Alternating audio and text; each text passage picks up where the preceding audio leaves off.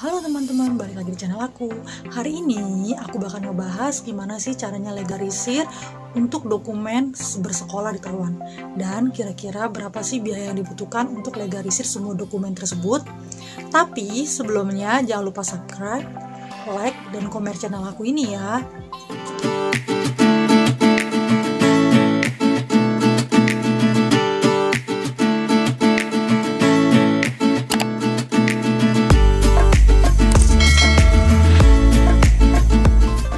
Legalisir dokumen datang ke Taiwan ini ada 4 tahapan yang mesti teman-teman lewati.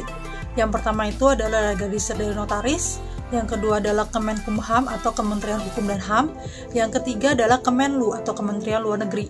Nah, yang keempat itu adalah dari TETO sendiri. Nah, TETO itu adalah The Taipei Economic and Trade Office. Nah, dokumen apa aja sih yang perlu teman-teman persiapkan untuk melewati 4 tahap legalisir tersebut? Yang pertama itu adalah ijazah. Ijazah seperti dalam video-video aku sebelumnya, aku udah bilang bahwa ijazah itu harus dalam bahasa Inggris.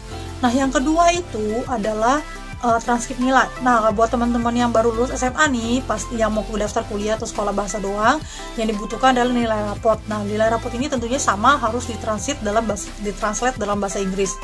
Nah, yang ketiga itu adalah medical check up. Nah, medical check up ini seingat aku itu hanya perlu dilegalisir oleh notaris saja. Tahap pertama yang harus teman-teman lewati adalah tahap legalisir notaris. Nah, di tahap legalisir notaris ini teman-teman perlu membawa yang namanya ijazah. Nah, ijazah ini seperti yang aku bilang mesti dalam translate bahasa Inggris. Kemudian adalah nilai raport atau transkrip nilai yang telah ditranslate dalam bahasa Inggris. Kemudian adalah hasil dari medical check up. Nah, notaris yang teman-teman gunakan ini adalah notaris yang terdaftar di Kemenkumham. Gimana caranya teman-teman bisa tahu notaris ini terdaftar atau enggak? Nah, biasanya notaris yang terdaftar di Kemenkumham ini berada di koperasi di sekitaran Kemenkumham. Jadi teman-teman bisa datang ke Kemenkumham dan langsung tanya di sana. Nah, biasanya legalisir untuk per dokumen itu adalah sekitar 75.000 sampai dengan 100.000 rupiah. Setelah melakukan legalisir notaris, teman-teman jangan lupa memfotokopi semua dokumen-dokumennya dan teman-teman lanjut ke legalisir tahap kedua, yaitu adalah di Kemenkumham, yaitu adalah Kementerian Hukum dan HAM. Nah, di Kementerian Hukum dan HAM ini teman-teman jangan lupa membawa sama seperti sebelumnya di notaris, yaitu adalah membawa ijazah, transkrip nilai atau raport, kemudian adalah fotokopian dari yang notaris sebelumnya, kemudian adalah tambahannya adalah KTP. Jadi nggak perlu bawa yang namanya medical check up lagi, tapi diganti dengan KTP. Itu fotokopi KTP-nya. Nah, kemudian adalah materai 6.000. Nah, materai 6.000 ini adalah sejumlah dengan dokumen yang akan dilegalisir. Nah, kemudian semua data tersebut teman-teman masukkan ke dalam map berwarna biru. Nah, setelah masuk ke dalam map berwarna biru, teman-teman ke kasir untuk membayar. Jadi dia nanti akan hitung berapa dokumennya, kemudian teman-teman kasir untuk membayar. Kemudian setelah itu prosesnya itu adalah sekitar 3 hari. Nah, tadi berbayarnya itu adalah per dokumennya itu adalah sekitar 25.000. Prosesnya 3 hari. Nah, alamat Kemenkumhamnya ada di sini. Nah, setelah teman-teman melewati proses legalisir tahap kedua, maka teman-teman harus melewati proses legalisir tahap ketiga. Nah, tahap ketiga ini adalah di Kemenlu. Kemenlu itu adalah Kementerian Luar Negeri. Nah, syarat-syaratnya sama, dokumen-dokumen yang diperlukan itu adalah sama, yaitu adalah ijazah, kemudian transkrip nilai atau nilai raport yang telah ditranslate dalam bahasa Inggris, kemudian tentunya sudah dilegalisir oleh notaris dan Kemenkumham. Nah, untuk di sini per dokumennya itu sama kayak di Kemenkumham, yaitu 25.000 per dokumen. Tapi kalau seandainya di Kemenkumham semua dokumennya itu dimasukin dalam map berwarna biru, kalau di Kemenlu itu semua dokumennya dimasukin ke dalam map berwarna kuning. Kemudian kalian bawa ke kasir, nanti kalian akan bayar sesuai dengan jumlah dokumen yang akan kalian legalisir. Nah, setelah kalian bayar, prosesnya itu kurang lebih 3 hari kerja.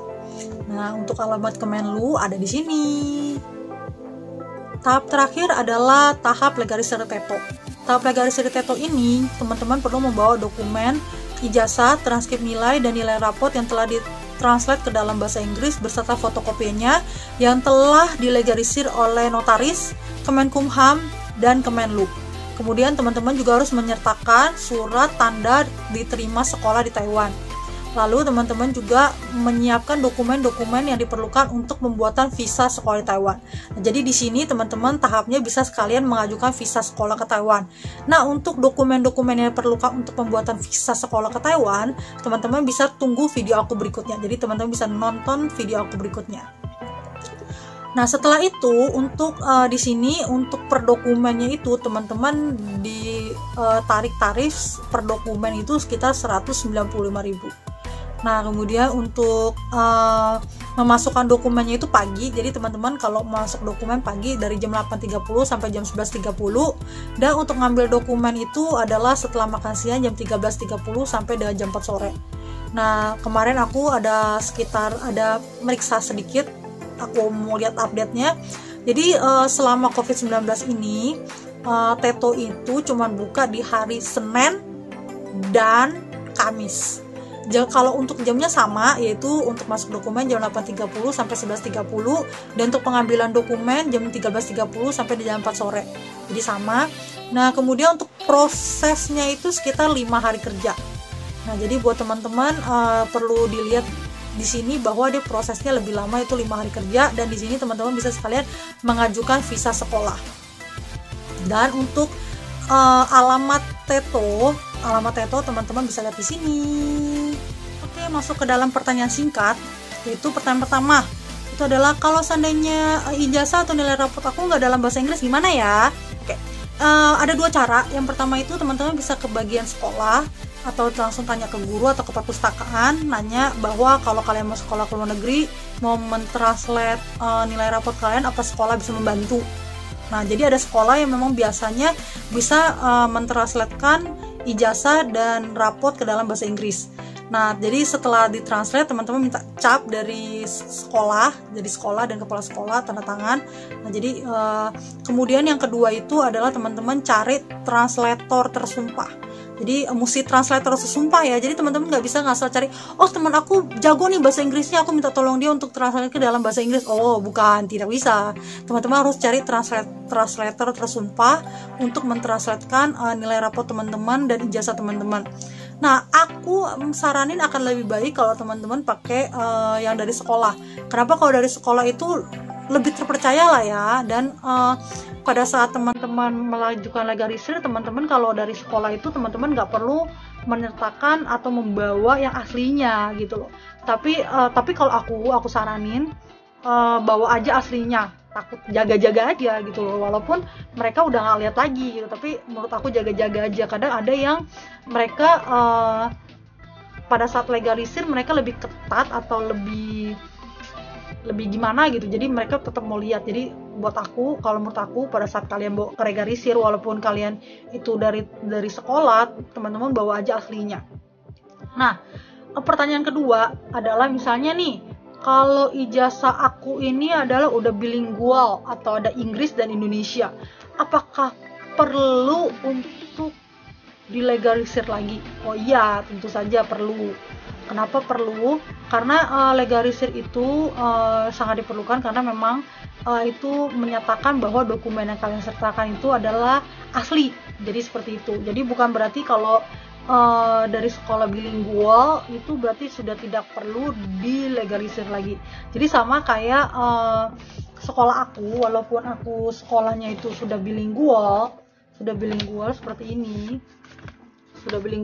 Jadi sudah ada translatean bahasa Inggrisnya gitu kan, Indonesia Inggris, tapi tetap harus dilegalisir. Jadi tetap teman-teman harus melegalisirnya.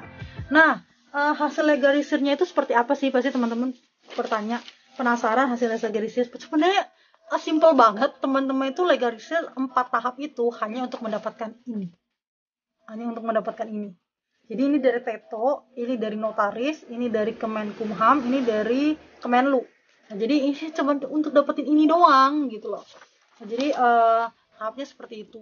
Jadi itu adalah 4 tahapan yang perlu dilewati untuk melegalisir dokumen seperti ijazah, transkrip nilai, maupun nilai raport yang telah ditranslate ke dalam bahasa Inggris.